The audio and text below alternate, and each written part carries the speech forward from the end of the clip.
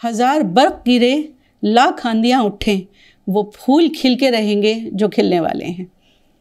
आदाब हाजरीन, मैं राना सिद्दीकी जमा आवाज़ द वॉइस के इस मंच पर फिर से आपके लिए हाजिर हूँ। बहुत मिस किया मैंने आपको, बहुत दिनों के बाद आपसे मिल रही हूँ।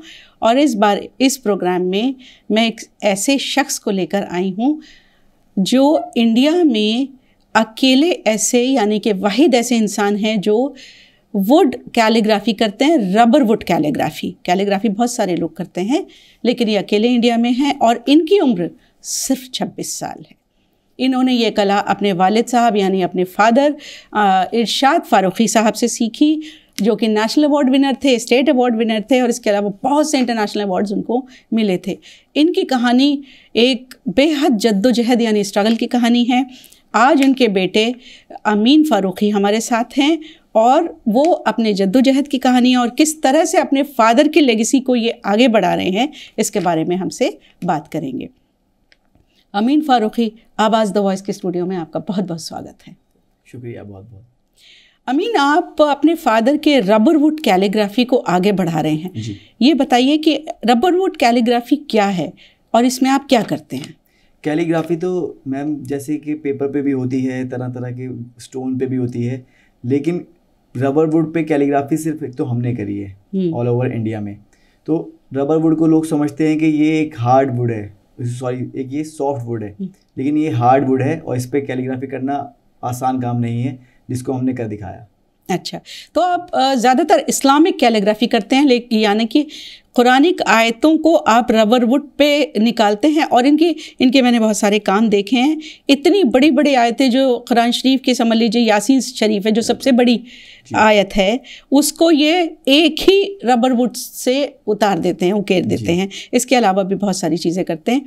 तो ये बताइए कि मान लीजिए एक यासीन शरीफ आपने बनाया, आपको कितना टाइम लगता है एक काम करने? एक यासीन शरीफ के या फिर अगर बड़े आयतल कुर्सी के प्रोजेक्ट की हम बात करें तो इसमें हमें 6 से 7 महीने एक प्रोजेक्ट को कंप्लीट करने में, डिज़ाइन को कंप्लीट करने में लग जाते हैं। तो आपका छोटे से छोटा और बड़े से बड़े डिज़ाइन का साइज़ क्या है? छोटा से छोटा हमारा डिज़ाइन 5 इंचज़ का है और बिगेस्ट डिज़ाइन जो है हमारा वो 50 इंचज़ के करीब जाता है। अच्छा, मैं दर्शकों को ये बताना चाहती हूँ कि इनके जो वालिद साहब थे मोहतरम इरशाद फारूकी साहब, वो ज़ाहिर है हिंदुस्तान में वो भी अकेले ही रबर वुड के कैलीग्राफर थे। उनसे मेरी मुलाकात प्रगति मैदान में हुई थी। वो छोटा सा स्टॉल लगा के बैठे थे और मैंने ये देखा कि ऐसा काम तो हिंदुस्तान में होता ही नहीं है। तो ऐसा हुआ कि उनके बारे में लिखा और फ़ौरन ही हिंदुस्तान को एक ऐसे चेहरे की तलाश थी जो कुछ नया कर रहा हो। सिर्फ 45 साल की उम्र में इरशाद फारूकी साहब ने नेशनली इंटरनेशनली नाम कमा लिया, लेकिन 2019 में अचानक से दिल के दौरा पड़ने से उनका इंतकाल हो गया। अमीन फारूकी उस वक्त बहुत छोटे थे और उन्होंने फिर इस लेगेसी को आगे बढ़ाया। तो अमीन, मैं आपसे पूछना चाहती हूँ कि फ़ादर की जब डेथ हुई तब तो आप स्टूडेंट थे जी, लेकिन आप काम 12 साल से सीख रहे थे पहले, बिल्कुल बचपन से। तो आप अचानक से आपने कैसे इस स्ट्रगल को झेला और कैसे आपने इसको आगे बढ़ाया? जब हमारे वालिद साहब का इंतकाल हुआ तो कुछ ऐसा फिक्स नहीं था कि मैं आगे इस काम को कंटिन्यू करूँगा, लेकिन हालात कुछ इस तरीके के बन गए कि मुझे काम आगे कंटिन्यू करना पड़ा। मैंने सीख बचपन से ही लिया था, क्योंकि घर में आपके काम होता है तो आप धीरे धीरे सीखते रहते हो, देख के सीखते हो। तो सीख अल्हम्दुलिल्लाह मैंने पहले से ही लिया था उसको, काम को। अच्छा। लेकिन डैडी के इंतकाल के बाद अब मेरे पास कोई ऑप्शन नहीं था, तो मैंने इस काम को, कैलीग्राफी को आगे करने का फ़ैसला किया जी। और अल्लाह ताला ने मेरा हाथ पकड़ा और अल्हम्दुलिल्लाह मैं इस फील्ड में आगे बढ़ता चला गया। क्या बात है। ये बताइए कि आप मेरे ख्याल है बीकॉम कर रहे थे उस वक्त और आप अकाउंट्स में जाना चाहते थे और मेडिकल इक्विपमेंट में कुछ करना चाहते थे, फिर लेकिन आपने कैलीग्राफी को स्टार्ट कर दिया। तो ये बताना चाह रही हूँ मैं दर्शकों को आपसे कि इनकी ख़ास बात जो मुझे लगती है वो ये है कि उन्होंने सिर्फ रबर वुड कैलीग्राफी तक ही वो लिमिटेड नहीं रहे, इन्होंने इसको और भी आगे बढ़ाया। तो किस किस तरह से आप इस लेगेसी को आगे बढ़ा रहे हैं? हम मैम इस कैलीग्राफी को रबर वुड, मेरे फादर रबर वुड में किया करते थे, हमने सागवान में वुड में किया और आपका ब्रास में किया, स्टोन पे किया, पेपर पे भी हम लोग कर रहे हैं। तो ऑल ओवर जितने भी चीज़ें होती हैं कैलीग्राफी जिस पे हम कर सकते हैं, स्टोन पे, आपका ब्रास पे, वुड पे, तरह तरह की चीज़ों पे, सब पे इस टाइम पे हम कैलीग्राफी कर रहे हैं। मैं ये जानना चाहती हूँ अमीन कि जैसे ये तो लार्जली इस्लामिक कैलीग्राफिक वर्क है, ये आप सिर्फ इस्लामिक कैलीग्राफी करते हैं या कुछ और भी करते हैं? नहीं, हम सिर्फ इस्लामिक कैलीग्राफी नहीं करते, हम संस्कृत में श्लोक भी बनाते हैं, गायत्री मंत्र भी हमने बना रखा है। उस पे ही मेरे वालिद साहब को शिल्प गुरु का अवार्ड मिला था। अच्छा, गायत्री मंत्र के ऊपर। जी, तो ये गायत्री मंत्र भी बनाते हैं और यानी मजहब का आर्ट से कोई लेना देना नहीं है, बेसिकली इस बात का लब्बो-लुबाब ये है। और इसके अलावा इन्होंने ब्रास पे भी शुरू किया है, स्टोन पे शुरू किया है, और ये कैलीग्राफी वाकई आसान काम नहीं है। और सबसे बड़ी बात क्या है, ये एक मरती हुई कला थी इंडिया में, जिसको इस तरह के लोगों ने रिवाइव किया है। मैं आपसे ये भी जानना चाहती हूँ अमीन कि आप ये बहुत निश काम करते हैं, क्या इस निश काम में रहते हुए, एक आर्टिस्ट होते हुए, आप अपने आप को सस्टेन कर पाते हैं? सर्वाइव करना मुश्किल होता है कि आसान होता है? स्टार्टिंग डेज में तो हमको इसमें थोड़ा सा सर्वाइव करने में बहुत मुश्किलें आई। वालिद साहब को भी उनके जाने के बाद फिर मुझे भी थोड़ी सी दिक्कतें आई, लेकिन अल्हम्दुलिल्लाह अब धीरे धीरे जब हमारा काम हर चीज़ स्टेबल हो गई है तो अब किसी चीज़ में कोई दिक्कत। जब आप दिक्कत की बात करते हैं तो क्या मतलब है कि लोग कामों को ख़रीदते नहीं हैं या समझते नहीं हैं, लेकिन चूंकि ये इस्लामिक कैलीग्राफी है तो फिर ये होता है कि हम क्या करेंगे इसका? किस तरह की दिक्कतें आपको आई हैं? कुछ फाइनेंशियली प्रॉब्लम भी आती हैं कि लोग लेते नहीं हैं डिज़ाइन। कई बार एग्जीबिशन में हम अपने स्टॉल लगाते हैं तो पूरी एग्जीबिशन गुजर जाती है, कोई सेल नहीं होती। अच्छा। इस तरीके की भी एग्जीबिशन हमने गुजारी हैं। अच्छा। और इसके अलावा लोग सोचते हैं कि हम इसको डिज़ाइन को लेके क्या करेंगे। अच्छा। उस टाइम पे सोचते थे, अब लोगों की सोच में थोड़ी तब्दीली आई है। अच्छा। तो अब अगर बात की जाए एग्जीबिशंस में, तो मेरे जो डिज़ाइंस हैं, कुरान की आयतें हैं, वो हमारे नॉन मुस्लिम भाई ज़्यादा परचेज़ करते हैं हमसे, अपने दूसरे गिफ्ट देने के लिए, दूसरे फ्रेंड्स को गिफ्ट देने के लिए वो ज़्यादा परचेज़ करते हैं। क्या बात है। देखिए आर्ट की जो मैं अभी थोड़ी देर पहले आपसे बात कर रही थी कि आर्ट में कोई धर्म मज़हब जैसी कोई चीज़ नहीं होती। अब ये जो इस्लामिक कैलीग्राफी बनाते हैं हमारे जो नॉन मुस्लिम फ्रेंड्स हैं, वो इसको अपने मुसलमान दोस्तों को गिफ्ट करने के लिए ख़रीदते हैं, वो अपने लिए नहीं ख़रीदते।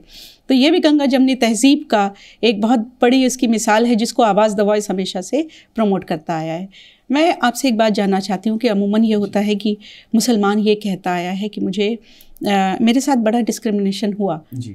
तो मैं बहुत खुल के बताइए, क्या आपको लगता है कि आपके साथ डिस्क्रिमिनेशन हुआ कभी, क्योंकि आप एक मुसलमान आर्टिस्ट हैं हिंदुस्तान में? जहाँ तक मुझे याद आ रहा है कि आज से कुछ टाइम पहले, कुछ साल पहले जी, हमने एक जगह एग्जीबिशन लगाई थी।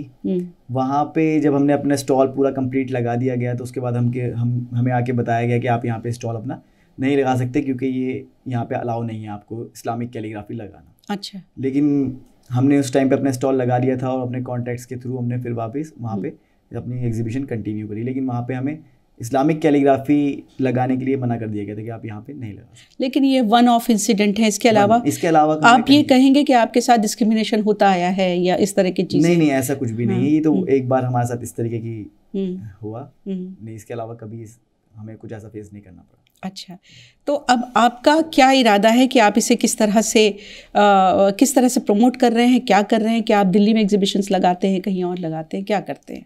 अब हम दिल्ली में भी एग्जीबिशंस लगाते हैं, बाहर भी, अजमेर में भी, और जहाँ भी हमको एग्जीबिशंस के ऑफर आते हैं हम एग्जीबिशन वहाँ पे लगाते हैं। अच्छा। उसके अलावा अपने प्रमोट के लिए, जैसे कि हम अपने सोशल मीडिया प्लेटफॉर्म है वहाँ पे अपने काम को प्रमोट करते हैं। अच्छा, आपके घर में कौन कौन है अमीन साहब? मेरे घर में मेरी मदर हैं और एक मेरी सिस्टर है जिनकी शादी हो गई। अच्छा, तो यानी कि आप एलिजिबल बैचलर हैं ना? दोस्तों आपको बता दूं, थोड़ी मजाक की बात है, लेकिन इनका जो ये थोड़ी बहुत नॉर्मल मॉडलिंग करते नहीं थे, लेकिन इनकी ख्वाहिश थी जिसको उन्होंने ख़त्म करके अब उन्होंने इस्लामिक कैलीग्राफी या अपने आर्ट को ज़्यादा ध्यान दिया है। बहुत सारे लोगों ने इनको ये कॉम्प्लीमेंट दिया है कि रणवीर सिंह लगते हैं।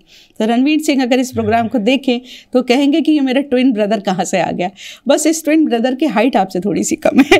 तो अमीन फारूकी साहब, आपकी उम्र के जो लोग हैं, जो आर्टिस्ट हैं, जो स्ट्रगल करके आगे बढ़ते हैं, उनके लिए आपका क्या संदेश है? कुछ कहना चाहते हैं? उनको मैं सिर्फ ये कहना चाहता हूँ कि उम्र से फ़र्क नहीं पड़ता, आप बस काम करते रहिए और इंशाल्लाह आगे बढ़ेंगे। ये जो आप तरक्की की बात कर रहे हैं कि धीरे धीरे आपने इसको आगे बढ़ाया, मैं इसका क्या मतलब समझूँ?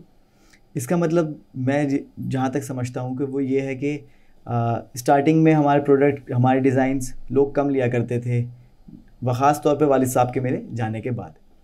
मुझसे कम लिया करते थे क्योंकि मेरे पास इतनी कोई अचीवमेंट्स नहीं थी, कोई अवार्ड्स नहीं थे, कोई बड़ी अचीवमेंट नहीं थी, तो मुझसे कम लिया करते थे। मेरे पास ज़्यादा क्लाइंट नहीं थे, लेकिन धीरे धीरे मुझे क्लाइंट मिलने शुरू हुए और काम बढ़ना शुरू हुआ। स्टार्टिंग में मैं एक डिज़ाइन अगर बताऊँ तो 100 रुपीज़ में 500 रुपीज़ में सेल किया करता था, लेकिन आज वो टाइम आ चुका है कि हम लोग लाख रुपीज़ में भी अपने डिज़ाइन सेल करते हैं। क्या बात है। तो क्या आप इंडिया में और इंडिया के बाहर भी? हम इंडिया और आउट ऑफ इंडिया दोनों जगह डिज़ाइन सेल। क्या बात है। अमीन फ़ारूक़ी साहब ने जो ये मिसाल दी है कि आपकी उम्र का आपके आर्ट से कोई ताल्लुक़ नहीं है। अगर आपके पास कोई हुनर है तो उसको आगे बढ़ाइए, अगर आप उसमें कंसिस्टेंट रहें तो आपको ऐसी सक्सेस मिलेगी जैसे इनको मिल रही है। इनको अभी भी दिल्ली स्टेट अवार्ड से नवाजा गया है। क्या मैंने ये बात कही? मुझे याद नहीं है, लेकिन जिस तरह से आगे बढ़ रहे हैं उसके बारे में मैं यही कहूँगी कि अपनी हुनर को आगे बढ़ाइए, क्योंकि ना हम सफ़र ना हम नशी से निकलेगा, हमारे पाँव का कांटा हम ही से निकलेगा। आवाज़ द वॉइस के स्टूडियो में आने के लिए अमीन फ़ारूक़ी, आपका बहुत बहुत शुक्रिया। Thank you. Thank you.